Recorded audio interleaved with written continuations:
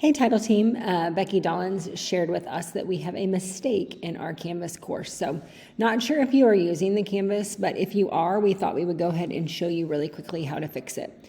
So when you're in courses, if you'll go to modules, you'll see right here it says winter is unit 5, when we all know that winter is actually unit 6 and community is unit 5. So these are obviously out of order, and that is a mistake on my part when I was setting up the unit. So please forgive me.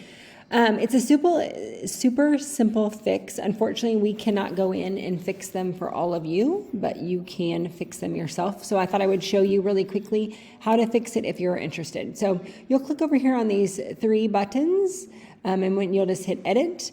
And so then what you'll want to do is you'll want to hit unit 6 and then update the module. And then down here, obviously with community, we'll want to change that to unit 5. So you can do that, and then you can update your module. And obviously they're not in order now, but again, that's a super simple fix. Just grab the module right here, and you can pull it up above 6. So now that's fixed. Again, that was a super fast way for me to show you how to edit the modules to match accordingly. So again, Unit 5 should be community.